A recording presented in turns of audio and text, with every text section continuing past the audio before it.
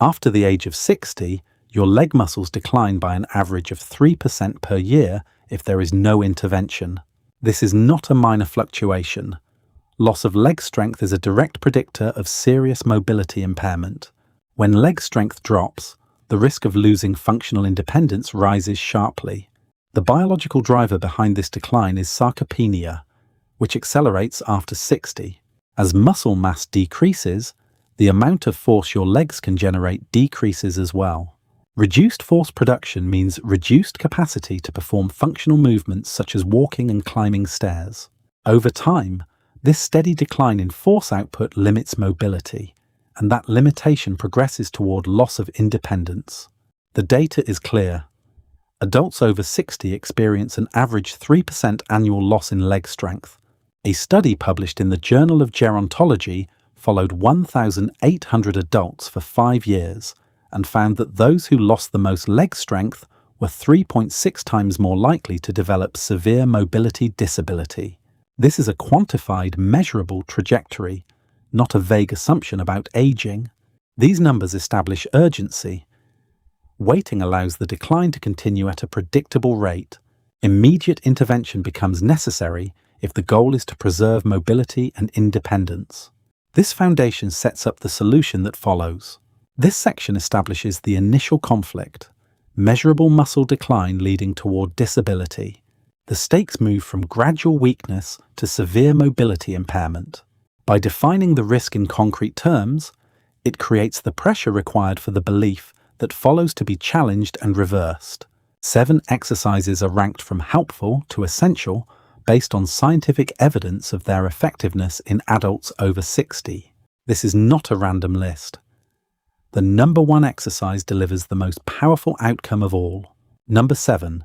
Seated leg raises build foundational strength in the hip flexors and quadriceps, muscles that decline early and directly affect your ability to stand up. This movement isolates those muscles and prepares them for more demanding functional tasks. By lifting the legs slowly, you increase time under tension, which improves muscle fiber recruitment. A controlled tempo strengthens the anabolic signal to the muscle, promoting adaptation. The quadriceps and hip flexors respond to this mechanical tension even after 60. Research shows a 14% improvement in walking speed and a 23% improvement in chair rise ability. Findings published in the Archives of Physical Medicine and Rehabilitation support these gains, while the Journal of Strength and Conditioning reports 28% greater muscle activation when the movement is performed at a slower tempo. Sit in a sturdy chair with your back straight and avoid using your hands. Lift one leg, hold for 3 seconds, then lower for 3 seconds. Perform 3 sets of 10 repetitions per leg. Add ankle weights as strength improves. This is the lowest level in the ranking. It improves walking and chair rise performance, but does not yet target major fall risk reduction. It establishes the base for the more advanced exercises that follow. Number 6. Calf raises. Your calf muscles play a decisive role in walking stability and are directly linked to fall risk. They generate the push-off force with every step and stabilize the ankle during ground contact. Increasing range of motion during calf activation increases muscle fiber recruitment, and stronger calves reduce the energy cost of walking by making each step more efficient. The data is clear. Individuals with weak calf muscles face a 2.8 times higher risk of falling. After 12 weeks of consistent training, calf strength increased by 32%, and walking endurance improved by 18%. Performing the movement on an elevated step increased muscle activation by 25%. These findings are supported by research published in the Journal of the American Geriatric Society. To apply this, stand behind a sturdy chair for balance. Perform 15 repetitions for 3 sets. Hold for 2 seconds at the top, then lower slowly over 3 seconds. As strength improves, increase the difficulty by performing the exercise on a step to expand the range of motion. This exercise ranks higher than seated leg raises because it connects directly to fall risk, not just walking speed. It improves both endurance and ankle stability. The progression shifts from simple mobility enhancement to fall prevention logic, escalating from better walking performance to reduced fall probability. Number 5. Step-ups. Step-ups build the strength and coordination required for stair climbing, one of the first daily activities to decline after 60. This movement forces the quadriceps to generate force against gravity, directly training the muscles responsible for lifting your body weight upward. Because it closely mimics stair climbing, it transfers directly to real-world function, progressive overload, whether by increasing step height or adding resistance, maintains the mechanical stimulus needed for continued muscle growth. Emphasizing drive through the heel maximizes quadriceps activation and ensures the front leg performs the majority of the work. Research supports its functional impact. Participants improved stair climbing ability by 34%. Proper technique increased quadriceps activation by 40%. Increasing difficulty by 10% every 2 weeks was shown to optimize strength gains. These findings are supported by the British Journal of Sports Medicine and the Journal of Applied Physiology. To apply this, use a step that is 6 to 8 inches high. Perform 10 repetitions per leg for 3 sets. Do not push off with the back leg. As strength improves, increase the height of the step or add light weights to sustain overload. This exercise ranks above calf raises because it moves beyond stability and endurance into functional power against gravity. It directly trains a demanding daily activity, climbing stairs. The progression shifts from reducing fall risk to restoring higher-level functional mobility. Number 4. Wall sits create sustained muscle tension that increases strength and knee stability more effectively than traditional dynamic movements. This isometric contraction keeps muscle fibers continuously activated without joint movement. Sustained tension amplifies the anabolic signal within the muscle, driving adaptation. It also improves neuromuscular endurance and enhances knee stability by reinforcing coordinated muscle activation around the joint. Research supports this advantage. Isometric exercises such as wall sits produced 19% greater strength gains compared to dynamic exercises. After 12 weeks, participants increased leg strength by 27%. These findings were published in the International Journal of Sports Medicine and supported by research from the University of New Hampshire. To perform wall sits, hold the position for 20 to 30 seconds if you are a beginner. Complete 3 to 5 sets. Increase the hold time by 5 seconds each week to maintain progressive overload. To increase difficulty, lift 1 foot slightly off the ground while maintaining position. This exercise ranks above step-ups because it generates sustained tension at a higher level than dynamic functional movement. It builds overall strength capacity rather than focusing on a single task like stair climbing. The escalation shifts from dynamic functional activity to controlled maximal tension, preparing the body for the compound strength demands that follow. Number 3. Squats are the most effective exercise for total leg strength and real-world mobility. As a compound bilateral movement, squats activate the quadriceps, glutes, and hamstrings simultaneously.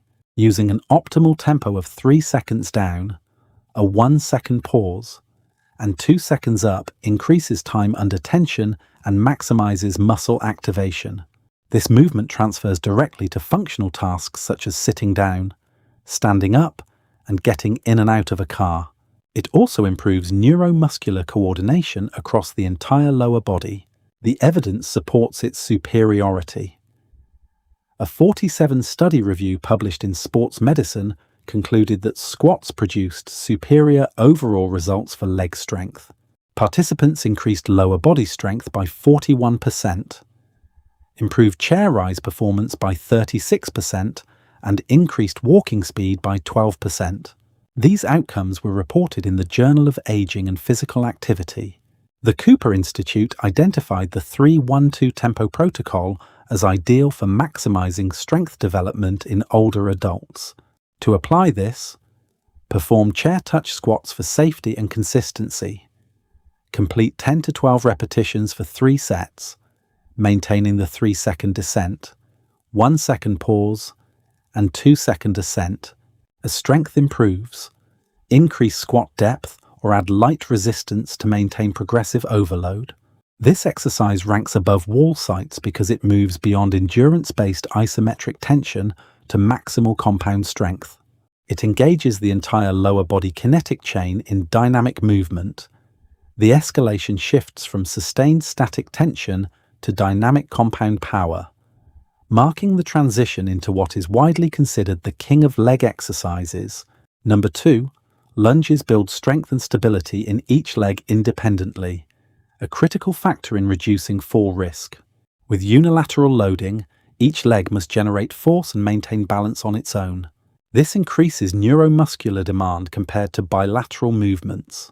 Lunges activate more muscle fibers than other bodyweight exercises, while improving balance, coordination, and deceleration control, because the movement occurs across multiple planes.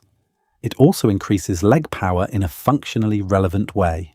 The research supports these outcomes. Participants improved single leg balance by 29% and increased functional leg power by 33%. Fall risk was reduced by 38%. These findings were reported in the Journal of Gerontology and supported by the American College of Sports Medicine. To apply this exercise, perform 8 to 10 repetitions per leg. Reverse lunges can be used initially because they provide greater stability. If necessary, hold a chair or wall for support while learning the movement. Once stability improves, resistance can be added to increase intensity. This exercise ranks above squats because it shifts from bilateral strength to unilateral control. It is directly connected to fall risk reduction, not just general strength. The progression moves from strong legs to stable and reactive legs, preparing the body for the final exercise that predicts long-term independence. Number 1. The sit-to-stand exercise is the single most important movement for maintaining independence after 60. It is the strongest predictor of whether someone will require assistance with daily living. This is not a preference. It is supported by longitudinal evidence. This movement precisely replicates a core activity of daily living. It activates the quadriceps, glutes, and hip extensors simultaneously. When performed with speed under control, it builds both strength and power. Power equals strength multiplied by speed, and power declines faster than strength with age. Distributed repetition throughout the day maintains a continuous anabolic signal rather than a single short stimulus. Repeatedly practicing the transition from sitting to standing also improves the reflexive ability to recover when balance is disrupted. The data is decisive. Yale University followed 3,000 adults for 4 years and found that those unable to perform 5 sit-to-stands in 14 seconds were 4.2 times more likely to require assisted living within 3 years. Research published in the European Journal of Applied Physiology showed a 40% increase in functional leg power after 12 weeks of training. The British Journal of Sports Medicine reported that performing 10 repetitions 3 times per day was more effective than completing 30 repetitions at once, resulting in a 47% increase in leg strength and a 31% faster chair rise time.